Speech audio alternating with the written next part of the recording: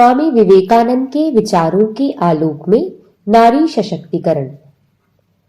सभी राष्ट्र नारियों को उचित सम्मान देकर महान बने हैं।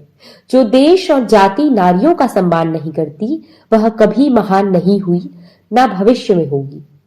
नारियों के प्रति यह उद्गार 19वीं सदी के प्रमुख भारतीय चिंतक स्वामी विवेकानंद के हैं। नारियां परिवार, समाज एवं राष्ट्र की धुरी है। वे ही राष्ट्र निर्मात्री होती हैं। स्वामी जी के लिए नारियों को अज्ञानता एवं दासता की बेड़ियों में जकड़े देखना दुस्सह था। नारी जागरण के लिए उन्होंने महत्वपूर्ण प्रयास किए। इस संदर्भ में उन्होंने नारियों से शिक्षित, सशक्त एवं स्वावलंबी होने का आह्वान किया। स्वामी जी के चिंतन में ऐसे अनेक सूत्र विद्यमान हैं जिनसे नारी जाति के उन्नयन एवं उनकी समस्याओं के समाधान का मार्ग मिलता है। नारियों से संबंधित विविध विषयों पर स्वामी जी ने विस्तार से विचार किया है। भारतीय नारी मैत्री, गार्गी, अपाला जैसी तेजस्विनी हो, यह उनकी आंतरिक अभिलाषा थी। आज हम चतुर्दिक क्षेत्रों में महिलाओं को नई राह गढ़ते देख रहे हैं। इसके मूल में स्वामी विवेकानंद जैसे युगाचार्य की सम्यक प्रेरणा है। नारी शिक्षा के प्रबल समर्थक स्वामी विवेकानंद नारी शिक्षा के प्रबल पक्षधर रहे। स्वामी जी से किसी ने प्रश्न किया, नारियों की उन्नति का मार्ग क्या है? स्वामी जी ने कहा, नारियों को शिक्षित कर देना होगा, तब वे स्वयं ही अपनी मुक्ति का मार्ग ढूंढ लेंगी, अपनी समस्याओं का समाधान कर लेंगी। स्वामी जी की प्रेरणा से ही उनकी सुयोग्य शिष्या भगिनी निवेदिता ने भारतवासियों के सेवार्थ अपना सर्वस्व समर्पित कर दिया। भारतीय नारी समाज के मध्य कार्य करना निवेदिता का ध्येय था। बालिकाओं को शिक्षित करने के उद्देश्य से भगिनी निवेदिता ने वर्ष 1898 में बाग बाजार कोलकाता में बालिका विद्यालय की स्थापना की। स्वामी जी के अनुसार शिक्षा का उद्देश्य जीवन के सभी क्षेत्रों एवं कार्यों में अंतर्निहित दिव्यता का प्रकटीकरण है। भगिनी निवेदिता ने स्वामी जी के इस मतानुसार शैक्षिक पाठ्यक्रम निर्धारित किया, जिससे बालिकाओं का चतुर्विध उन्नयन सुनिश्चित हो। गौरवशाली राष्ट्रीय इतिहास से परिचित पीढ़ी ही सुदृढ़ भवितव्य की निर्मात्री होती है। राष्ट्रीय शिक्षा नीति 2020 में स्वामी जी जैसे स्वप्नदर्शियों के इन्हीं विचारों का समावेश है। इससे आशा बंधी है कि बालिकाओं एवं बालकों में मातृभूमि, मातृभाषा के प्रति आदर का भाव जागृत होगा।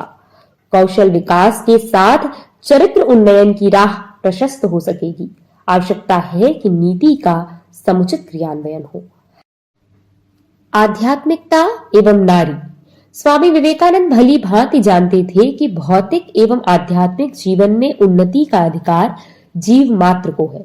इसमें जाति, वर्ण, लिंग, भाषा रूप बाधक नहीं हो सकते। स्वामी जी का स्वप्न था कि श्री मां शारदा को प्रेरणा केंद्र के रूप में रखकर आत्मानुसंधान एवं ईश्वरानुभूति हेतु लालयित महिलाओं के लिए महिला मठ की स्थापना हो। स्वामी जी की महासमाधि के पश्चात वर्ष 1954 में शारदा मठ की स्थापना हुई। मठ का संपूर्ण संचालन सन्यासिनियों द्वारा ही होता है।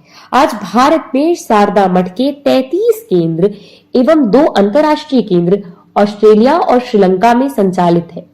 श्री मां को केंद्र में रखकर मठ की सन्यासिनी माताएं विभिन्न लोकोपकारी शैक्षणिक प्रकल्प संचालित करती हैं, तो वहीं दत्तचित्त होकर आध्यात्मिक मार्ग की ओर भी अग्रसर है एवं अन्यान्य गृहस्थ नारियों को दायित्वों का निर्वहन करते हुए साधन भजन कर ईश्वरानुभूति हेतु प्रेरित करती हैं।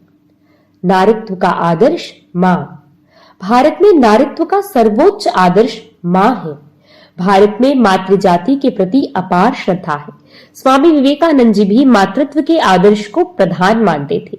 स्वामी जी के विचारों में भारत में मां परिवार का केंद्र और हमारा सर्वोच्च आदर्श है। वह हमारे लिए ईश्वर की प्रतिनिधि है।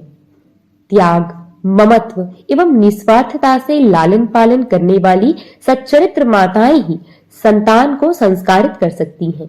वस्तुतः तेजी से बदलते इस युग में मातृत्व की इस धारा को ही संपोषित करने की आवश्यकता है।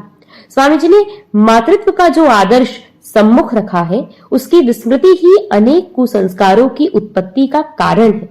महिलाओं के प्रति अपराध, हिंसा एवं दुराचार की घटनाएं तथा पथ भ्रांत होते समाज को स्वामी विवेकानंद की ओर पुनः पुनः वापस आने की आवश्यकता है।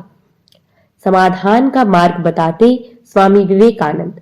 नारियों से जुड़ी समस्याओं के समाधान पर स्वामी जी का विचार था कि शिक्षित महिलाएं अपनी उन्नति का मार्ग स्वयं खोज लेंगी।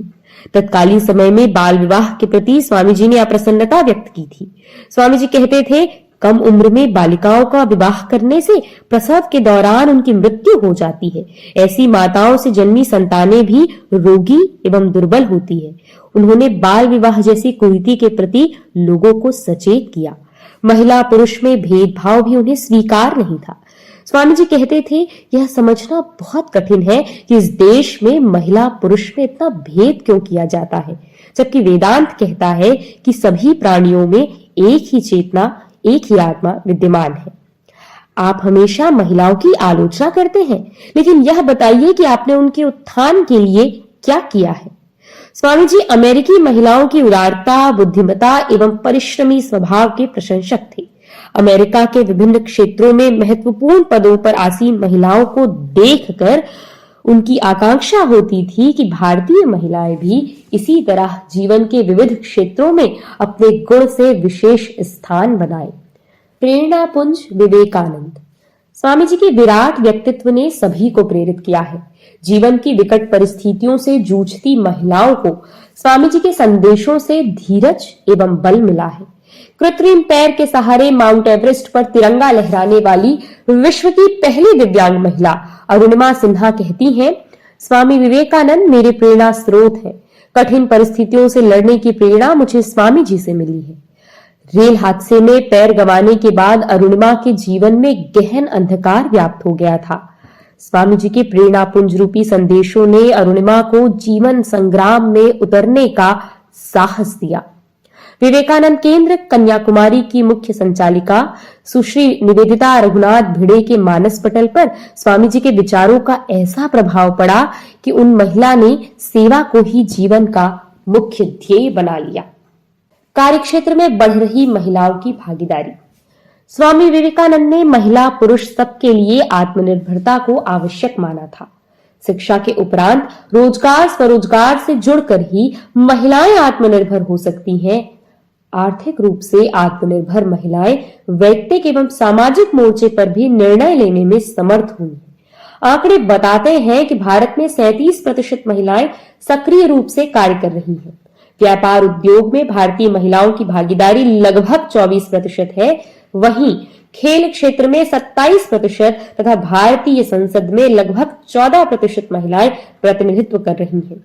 शारीरिक सीमाओं की बेड़ियों को तोड़ते हुए उत्कृष्ट प्रशिक्षण के साथ कुल 11% महिलाएं भारतीय वायुसेना में पायलट के रूप में कार्य कर रही हैं। भारत के शीर्ष पदों में भी महिलाएं सम्मिलित हैं। भारतीय कंपनियों में 3.7% महिलाएं सीईओ हैं। भारतीय कंपनियों में 3.7% महिलाएं सीईओ हैं। भारत के ग्रामीण क्षेत्रों की महिलाएं भी पीछे नहीं है। कृषि क्षेत्र में कुल 87% ग्रामीण महिलाएं भागीदार हैं। आज कार्य क्षेत्र में महिलाओं की सशक्त उपस्थिति है। भारत में भी महिलाओं की कार्यबल भागीदारी दर में वृद्धि हुई है। वे रक्षा, खेल, उद्योग एवं व्यापार समेत विविध क्षेत्रों में अपने कौशल का परिचय दे रही हैं।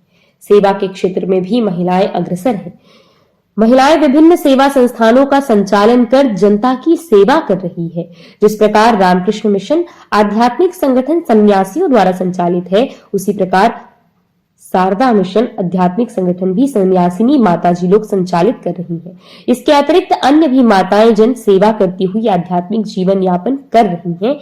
ऐसी ही एक महिषी नारी है प्रव्राजिका विशुद्धानंदा माताजी, जो नर्मदा के पास मध्य प्रदेश के सुदूर ग्रामांचल में निमाड़ अभ्युदय प्रकल्प नर्मदालय रामकृष्ण शारदा निकेतन का संचालन कर रही हैं। जिनके विद्यालय में 3000 बच्चे निःशुल्क शिक्षा प्राप्त कर रहे हैं। उनके छात्रावास के बच्चे विभिन्न कौशल क्षेत्रों में भी अग्रसर हैं और कई राष्ट्रीय स्तर के पुरस्कार भी प्राप्त कर चुके हैं। यद्यपि महिलाओं की भागीदारी दर में वृद्धि तो हुई है, लेकिन यह अभी भी विश्व के अन्य देशों की तुलना में कम है।